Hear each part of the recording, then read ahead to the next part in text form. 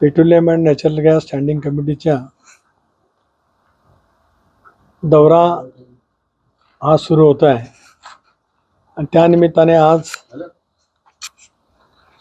अलिबागला आलो असताना आपल्याशी हितगुज करावे या दृष्टिकोनातून आपल्याला बोलवलं. आपण आलात त्याच्याबद्दल मी आपल्या मनापासून स्वागत करतो. स्टँडिंग कमिटीचे एकंदर 31 खासदार असतात आणि बहुतांश खासदार या दौऱ्याला सहभागी होणार आहेत. उद्या प्रामुख्याने ONGC उरणला प्लांटला आम्ही भेट द्यायला जाणार आहोत. दुपारच्या नंतर गेल प्रकल्पाला भेट द्यायला जाणार आहोत. दोन्ही भेटी झाल्याच्या नंतर उद्या संध्याकाळी आपल्याला वेळ असेल तर त्या दोन भेटीतून काय काय सफल झालं, काय काय निष्पन्न झालं ते मी स्वतंत्रपणाने आपल्याला ब्रीफ करू शकतो, आपली अनुमती असेल तर. पण आज म्हणजे उद्या त्या दौऱ्याचं आज म्हणजे उद्यापासून स्टँडिंग कमिटीचा दौरा सुरू होतोय. आपल्याला प्रामुख्याने सांगायचं होता त्याच्यातला महत्त्वाचा भाग. जवळपास 20 खासदार येणार आहेत अशी अनुमती आहे, त्यांनी कळवलेलं आहे. अपेक्षा अशी की बहुतांश त्या ठिकाणी येऊ शकतील.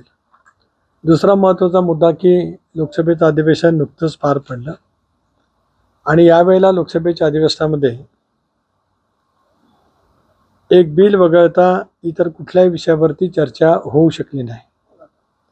त्याची कारणं आपण सर्वांनीच महिन्याच्या माध्यमातून बातम्याच्या माध्यमातून पाहिलेली आहेत आणि म्हणूनच त्या बिलाच्या संदर्भामध्ये मला जे राष्ट्रवादी काँग्रेस पक्ष म्हणून इंडियाचा घटक पक्ष म्हणून जे मत मांडायचं होतं, म्हणजे नीटच्या परीक्षेच्या संदर्भामध्ये जे विधेयक भारत सरकारने आणलं ते त्या ठिकाणी मी मांडलं होतं.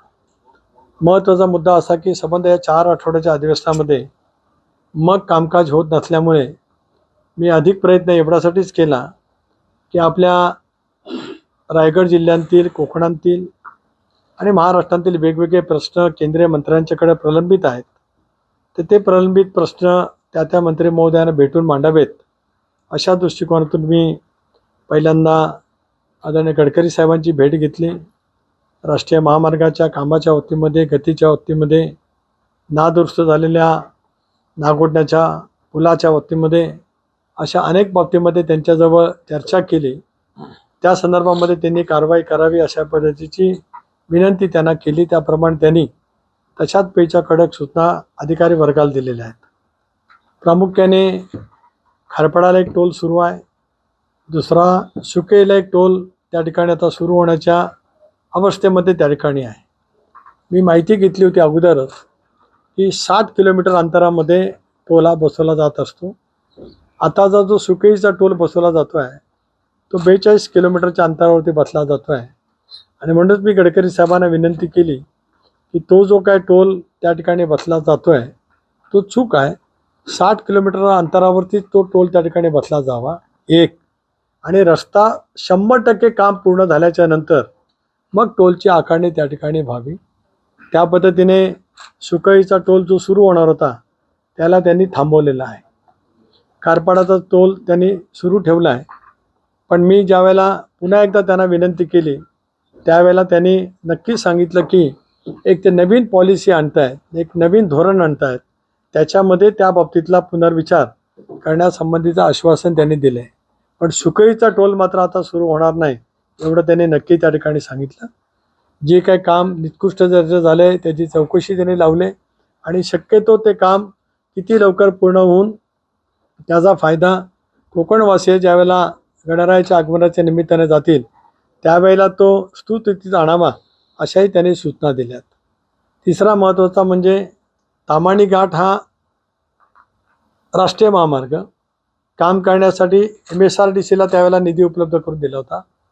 दिघी पोर्ट व्हायचं झालं त्यावेळेला मी खासदार असताना त्याच्या अगोदरही गडकरी साहेबांना भेटलो, त्याला तो राज्यमार्ग होता तो त्यांनी राष्ट्रीय महामार्ग घोषित केला. त्यामुळे आज त्या रस्त्याचं काम जे झालं आहे अगदी पुण्याच्या चांदणी चौकापासून ते आपल्या हद्दीमध्ये या बाजूला आगरदांड्यापर्यंत आणि इकडे दिघीपर्यंत हे भारत सरकारने दिलेल्या पैशातून काम झालं आहे.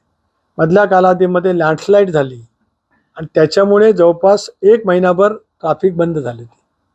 आता अतिवृष्टी झाली होती, वस्तुस्थिती खरी आहे, आणि म्हणूनच ते काम सत्वर सुरू करावं म्हणून शेलार नावाचे सचिव आहेत, ते चीफ इंजिनियर आहेत, वसईकर नावाचे एसी आहेत जे पुण्याला बसतात. माझाही सतत त्यांच्याशी संपर्क होता.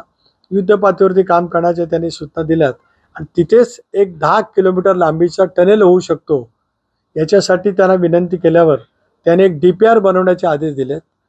ते आदेश दिल्याच्या नंतर DPR बनवण्याचं काम थोडासा पाऊस कमी झाला की लगेच सुरू होईल आणि DPR बनला गेला की त्या 10 किलोमीटरचा बोगद्याच्या कामाला भारत सरकारच्या राष्ट्रीय महामार्ग प्राधिकरणाकडं पूर्ण लागणारा निधी मंजूर करण्याचं आश्वासन गडकरी साहेबांनी दिलेलं आहे.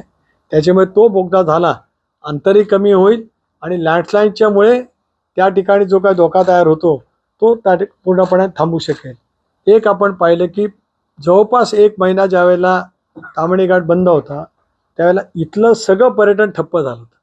अगदी हॉटेल व्यावसायिकपासून ते सगळेजण म्हणजे दिव्यागर, दापोली, हरिहरेश्वर, श्रीवर्धन असेल किंवा माणगावच्या परिसरामध्ये येणार असेल, तिथं देवकुंडच्या परिसरामध्ये येणारा पर्यटक असेल किंवा ताम्हिणी घाटामध्ये शनिवार रविवार येणार पर्यटक असेल, ते सगळं थांबलं होतं.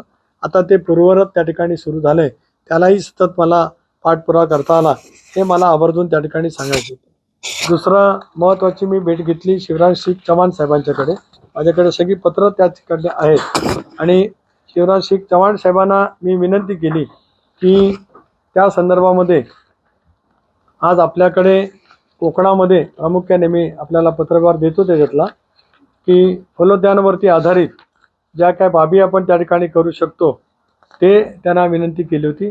त्यांनी ताबडतोब राज्य सरकारकडे पत्र देण्याच्या दृष्टिकोनातून त्यांच्या विभागाला सूचित केलं आणि त्याचबरोबर महाकुंभ जे काय नाशिकच्या परिसरामध्ये कुंभमेळा होणार आहे त्या संदर्भामध्ये राज्य सरकारने जो प्रस्ताव त्या ठिकाणी पाठवलेला होता त्या प्रस्तावाच्या बाबतीमध्ये त्यांनी अनुकूलता दाखवली.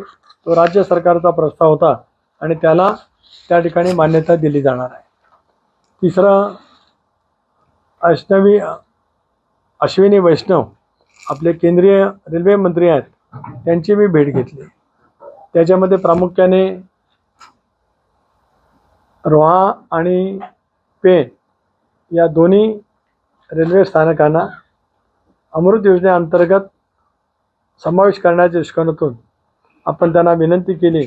त्या बाबतीमध्ये मी पंतप्रधान महोदयांना सुद्धा भेटलो होतो आणि त्या संदर्भामध्ये त्यांनी अनुकूलता दाखवली. त्याप्रमाणे त्यांनी DPR नोंदवून जवळपास रोह्याचं 50 कोटीचं कामाला येत्या 15-20 दिवसामध्ये मान्यता मिळेल. तशी पेणच्या कामाला सुद्धा त्या ठिकाणी मान्यता मिळेल अशा पद्धतीचा प्रयत्न त्या ठिकाणी केला गेला होता. काही दूर पल्ल्याच्या गाड्या रोहा, माणगाव त्याचबरोबर ती पेणला थांबाव्यात अशी विनंती केली होती. त्या संदर्भातले सुद्धा त्यांचे आदेश त्या ठिकाणी आलेले आहेत आणि त्या पद्धतीने त्या ठिकाणी ते थांबू शकतील. तिसरा महत्त्वाचा मुद्दा, आम्ही महारेलचे जे MD आहेत मुख्यमंत्री महोदयांचा भेटलो होतो. त्याच्यामध्ये कर्जतमध्ये 2 जे आपले पूल आहेत त्या 2 पुलाला ही मान्यता दिली गेली. एक पुलाची किंमत आहे 100 कोटी रुपये, दुसऱ्या पुलाची किंमत आहे 111 कोटी रुपये. अशा 2 पुलाची मान्यता देण्यात आली आणि त्या दोन्ही पुलाच्या निविदा ह्या एक 15-20 दिवसामध्ये निघतील. आणि दुसरा टप्पा जो आता नोव्हेंबर-डिसेंबरला घेतला जाणार आहे तो दुसऱ्या टप्प्यामध्ये कर्जतमधला तिसरा जो पूल आहे ज्याची 80 कोटी रुपयाचं रक्कम त्या ठिकाणी होते, हे सगळे प्रपोज आरोपी आहेत म्हणजे रेल्वे ओव्हरब्रिज. तर त्या याच्यासाठी सुद्धा मान्यता त्या ठिकाणी ही मिळाली जाणार आहे. चौथा विषय होता आपला नागोठण्याचा. तर नागोठण्याला सुद्धा त्या ठिकाणी अशा पैच्या रेल्वे ओव्हरब्रिजची आवश्यकता होती. त्या संदर्भामध्ये मुख्यमंत्री महोदयांना पत्र दिलं होतं. महारेल हे कॉर्पोरेशन जे स्थापन झालं आहे याच्यामध्ये रेल्वेवरचे ओव्हरब्रिज राज्य सरकारचा 50% हिस्सा, भारत सरकारचा 50% हिस्सा म्हणजे इंडियन रेल्वे भारतीय रेल्वेचा आणि 50% राज्य सरकारचे. त्याच्यामुळे रेल्वे मंत्र्यांना भेटून त्यांची अनुकूलता घेतली आणि मुख्यमंत्री महोदयांना भेटून त्यांची मान्यता घेतली. त्यामुळे नागोठण्याला सुद्धा जो आज 100 कोटी रुपयाच्या पुलाला सुद्धा त्या ठिकाणी मान्यता देण्यात आली आणि त्याच्यामुळे त्या कामाची सुद्धा निविदा एक महिनाभरामध्ये निघून नागोठण्याच्या कामाला त्या ठिकाणी गती मिळू शकते. हा महत्त्वाचा मुद्दा रेल्वेशी संबंधित त्या ठिकाणचा सोडवण्यामध्ये मला त्या ठिकाणी यश आलं. चौथा महत्त्वाचा मुद्दा, मी ललन सिंग नावाचे बिहारचे आहेत, नितीश कुमार साहेबांच्या पक्षाचे आहेत, वरिष्ठ मंत्री आहेत. त्यांच्याकडे मत्स्य व्यवसाय विभाग आहे. म्हणून त्यांच्याकडे विशेष करून रायगड लोकसभा मतदारसंघातल्या पंतप्रधान मत्स्य संपदा योजना असतील, पंतप्रधान PMSSY आणि PMMKSY आणि FIDF अशा ज्या 4-5 योजना आहेत, त्याच्यामध्ये नावं पूर्ण वाचून दाखवतो. पण प्रधानमंत्री मत्स्य संपदा योजना, प्रधानमंत्री मत्स्य किसान समृद्धी योजना, the fisheries and agriculture infrastructure development fund आणि Kisan credit card facility for the fishermans, अशा ज्या बाबतीमध्ये होतं त्या बाबतीमध्ये त्यांच्याशी माझी भेट झाली. त्यांनी राज्य सरकारला या संदर्भामध्ये रायगड लोकसभा मतदारसंघातले जे प्रस्ताव आहेत ते पाठवण्याचं पत्रव्यवहार केला. काल नितेश राणे यांची मी भेट घेतली आणि नितेश राणेंना माझ्या दिल्लीतल्या भेटीतलं सांगितलं, आपला संबंध रायगड जिल्हा कोकणपट्टी म्हणजे माझा लोकसभा मतदारसंघ अधिक पलीकडे अगदी सिंधुदुर्गापर्यंत आणि पालघरपासून या संबंध खाडीपट्ट्यातले प्रस्ताव हे त्यांच्याकडनं त्या ठिकाणी पाठवले जातील, जेणेकरून या संबंध योजनेचा मोठ्या प्रमाणावरती फायदा हा आपल्याला सरकारला त्या ठिकाणी घेता येऊ शकेल. मी जे मगाशी शिवराजसिंग चव्हाण साहेबांना बोललो त्याच्यामध्ये डेव्हलपमेंट ऑफ की agricultural crops and organic farming in Konkan region, कोकणाच्या मध्ये आपल्याला जे जे करता येऊ शकतं त्याच्यातली मी तुम्हाला कॉपी देईन आणि त्याच्या आधारे तुम्हाला माहिती मिळेल.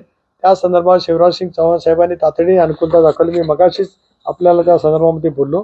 आणि नाशिकच्या कुंभमेळ्यामध्ये महाराष्ट्राच्या कृषी विभागाने एक प्रस्ताव पाठवला आहे, recommendation for the approval for the proposal of creation of vegetable and flower production cluster under RKVY for the Nashik Simhastha Kumbh Mela.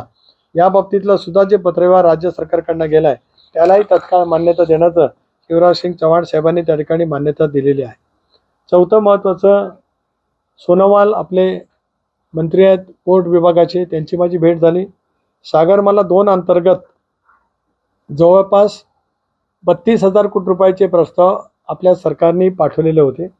Nitesh राणेंनी मला फोन करून विनंती केली, त्याप्रमाणे मी सोनोवाल साहेबांना भेटलो. माझे त्यांचे खूप जवळचे संबंध असल्यामुळे त्या संबंध कामाला कॅबिनेटच्या पुढे या आठवड्याभरामध्ये किंवा पुढच्या आठवड्यामध्ये धोरण त्या ठिकाणी येणार आहे आणि त्याला मान्यता ही 100% दिली जाईल. म्हणून मेरिटाईम बोर्डाच्या अंतर्गत सागरमाला 2 मध्ये त्यामध्ये timely approval of this project, त्या strengthen coastal and port infrastructure, improve maritime connectivity logistic, enhance livelihood opportunities for the fisherman and coastal communities, promote tourism and generate large scale of employment आणि contribute significantly towards objective of Sagarmala 2 and Viksit Bharat 2047, असा जो काय राज्य सरकारचा प्रस्ताव आहे तर याला सुद्धा त्यांच्याकडनं मान्यता घेण्यामध्ये आपल्याला यश मिळालं. कॅबिनेटच्या पुढच्या बैठकीमध्ये तो निर्णय झाल्यावर एकंदरीत देशभरामध्ये 78,000 कोटी रुपयाचा नियत उपलब्ध होणार आहे. याच्या अंतर्गत आपल्या राज्य सरकारचे प्रस्ताव 32,000 कोटी रुपयाचे आहेत. मी काल या विषयावरती सुद्धा नितेश राणेंची भेट घेतली. आमदार अनिकेत पण त्याला उपस्थित होता. त्या पद्धतीने या प्रस्तावाला आपल्या किनारपट्टीत आपल्या मतदारसंघामध्ये जेवढे प्रस्ताव गेलेले आहेत त्याची सुद्धा 100% मान्यता त्या ठिकाणी मिळणार आहे. चौथा, मंत्री महोदय अन्नपूर्णा देवी या महिला बाल कल्याण खात्याच्या मंत्री आहेत. त्यांच्याकडे राज्य सरकारच्या महिला बाल कल्याण विभागाच्या मार्फत एक प्रस्ताव गेलेला आहे की राज्यामध्ये 8,153 नवीन अंगणवाडीला त्या ठिकाणी मान्यता द्यावी. 8,153 राज्यात. त्यानंतर सप्लिमेंटरी न्यूट्रिशन प्रोग्राम अंतर्गत एनहान्समेंटचं एक पत्र दिलेलं आहे, त्याला मान्यता त्या ठिकाणी दिली जावी. त्याचबरोबर ती proposal for the sanction of 11 special adoption agencies and 3 observation homes under the mission Vatsalya for the year 2526 या बाबतीमधला एक पत्रव्यवहार केला गेला होता. आणि 29 न्यू शक्ती सदन्स under the centrally sponsor mission Shakti scheme हे मागण्याचा महिला बालकल्याण विभागाने जो प्रस्ताव दिला होता, अन्नपूर्णा देवी या मॅडमची माझी भेट झाली. त्यांनी हा प्रस्ताव घेतलेला आहे. त्यालासुद्धा या कॅबिनेटमध्ये पुढच्या कॅबिनेटमध्ये एक नवीन धोरण हे नवीन याच्या वर्षातलं पंतप्रधान महोदय आणणार आहेत, त्याच्यामध्ये मान्यता ही 100% दिली जाईल असं त्यांनी त्या ठिकाणी आश्वासित केलेलं आहे. सर्वात महत्त्वाचा, अनेक वेळेला आपल्यासमोर चर्चा झाली तो जलजीवन. जलजीवनच्या कामाचा एकंदर जो बोजवारा उडाला होता त्या बाबतीमध्ये CR पाटील नावाचे मंत्री आहेत. त्यांची माझी भेट झाली. त्यांनी माझ्यासमोरच 438 कोटी रुपये राज्य सरकारला द्यायचे होते, ते त्यावेळेला त्यांनी रिलीज केले. पण मी त्यांना विनंती केली, हे पूर्वीनी राज्य सरकारने दिलेले पैसे त्याची तुम्ही रिइम्बर्स करतात. आज कामं ठप्प आहेत, कॉन्ट्रॅक्टरचे पैसे दिले नाहीत पण कॉन्ट्रॅक्टर सांगतात आणि निकृष्ट दर्जाची कामं आहेत. 12 ऑगस्टला महाराष्ट्र सदनला त्यांनी महाराष्ट्रातल्या सगळ्या लोकसभा सदस्य खासदारांना 48 अधिक राज्यसभेचे जे खासदार आहेत सर्व पक्षीय त्यांना त्यांनी निमंत्रित केलं होतं. गुलाबराव पाटील त्या बैठकीला होते. आपल्या राज्याचे अप्पर मुख्य सचिव पराग जैन होते, स्वतः CR पाटील साहेब, त्याच्यानंतर राज्यमंत्री रामदास आठवले साहेब, राज्यमंत्री रक्षा खडसे, राज्यमंत्री प्रतापराव जाधव, त्यांच्या विभागाचे राज्यमंत्री पण होते, त्यांचे प्रधान सचिव पण होते. त्यावेळेला सगळ्या खासदारांच्या समोर चर्चा झाली.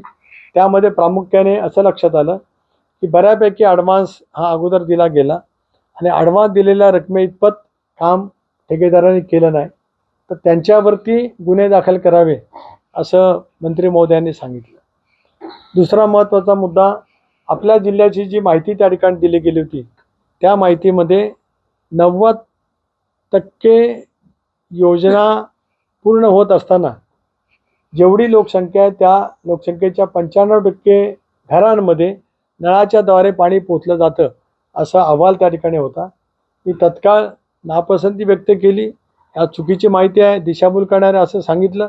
त्याची गांभीर्याने नोंद त्या ठिकाणी घेतली गेली. मग CR पाटील साहेबांनी सांगितलं, कारण सर्वच खासदारांनी आपापल्या लोकसभा मतदारसंघातले प्रश्न मांडले, त्याच्यामध्ये प्रत्येकाने आढावा घ्यावा. त्याप्रमाणे मी आढावा सोमवारी तळा असा शिवर्धनला घेतला, सुधागडला मी जाणवतो आणखीन घेतला. माझा टूर संपला की मग अलिबाग, पेण, महाड, पोलादपूर, दापोली, मंडणगड, गुहागर, चिपळूणमधला काही भाग या संबंध तालुक्यामध्ये जाऊन आढावा घेणार आहे. त्या 2 गोष्टी त्यांनी कबूल केल्यात की रेट्रो फिटिंगमध्ये किंवा त्यांची कामं 50 ते 75% झालेत, 75 ते 100% झालेत, यांचा जो निधी त्यांनी 19 निकष दिलेले आहेत त्याची पूर्तता करून राज्य सरकारने अहवाल दिला तर अगदी 4,500-5,000 हजार कोटी रुपये जरी लागले तरी द्यायची तयारी त्या बैठकीमध्ये या मंत्री महोदयांनी त्या ठिकाणी दाखवलेली होती. आणि 0 ते 25% कामाला त्यांनी थांबवलं होतं.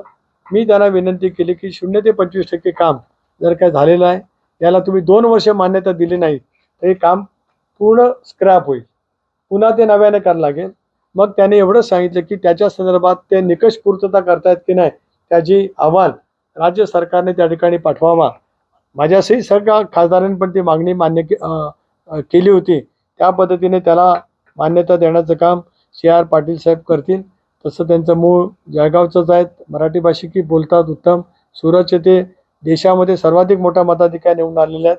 माझे त्यांचे जुने संबंध आहेत आणि सर्व खासदारांनी आवर्जून त्या ठिकाणी मागणी केली असल्यामुळे तो मुद्दा त्या ठिकाणी आपल्याला करता आला. त्यानंतर शेखावत जी मंत्री आहेत हे पर्यटन खात्याचे मंत्री आहेत. आपल्या सरकारचे काही प्रस्ताव त्यांच्याकडे आहेत. आपल्या राज्यातले माझ्या लोकसभा मतदारसंघातील हरिहरेश्वरचं परिक्रमा मार्ग हा अजितदादा असताना आदितीने एक प्रस्ताव दिलेला होता, तो असेल. मारळला स्टार गेजिंग केंद्र असेल आणि दिव्यागरला ॲक्वारियम उभं करायचं असेल. यासाठी शेखावत साहेबांची माझी भेट झाली. मी सतत त्याचा फॉलोअप करतो. मी देवेंद्रजींचे आभार मानतो की त्यांनी सुद्धा एक विशेष पत्र या तिन्ही प्रकल्पाला मान्यता द्यावी म्हणून भारत सरकारच्याकडे पाठवलेलं आहे. त्याला सुद्धा त्यांच्याकडनं मान्यता मिळू शकेल. चौथा मंत्री किरण रिजिजूजी त्यांच्याकडे मायनॉरिटी अफेअर्स हा विभाग आहे. राज्यामध्ये अल्पसंख्याक ओरिएंटेड लोकसंख्या असलेले काही तालुके हे 15 वर्षापूर्वी आयडेंटिफाय झाले. त्यामध्ये कोकणामध्ये मंडणगड तालुका मायनॉरिटी ओरिएंटेड तालुक्यामध्ये भारत सरकारने अगोदरच नोटिफाय केलेला आहे. म्हणून त्या तालुक्यातील जे प्रस्ताव त्या ठिकाणी जातात, जवळपास 70 ते 75 कोटी रुपयाचे प्रस्ताव त्या तालुक्यातील मी त्यांना दिले आणि त्यांनी सुद्धा सांगितलं की आता अधिवेशन संपल्यावर राज्य सरकारकडनं हे प्रस्ताव मागून घेऊ. बऱ्यापैकी प्रस्ताव राज्य सरकारकडनं मी अगोदरच भारत सरकारकडे पाठवलेले आहेत आणि त्याची मान्यता देण्याच्या बाबतीमध्ये त्यांनी सुद्धा तत्परता त्या ठिकाणी दाखवलेली आहे. जवळपास 8 मंत्री महोदयांना भेटून आपल्या राज्यातील प्रलंबित असलेले प्रश्न, लोकसभा मतदारसंघातील प्रलंबित असलेले प्रश्न याला चालना देण्याचा प्रयत्न मला त्या ठिकाणी करता आला, हे मला आवर्जून त्या ठिकाणी सांगायचं आहे.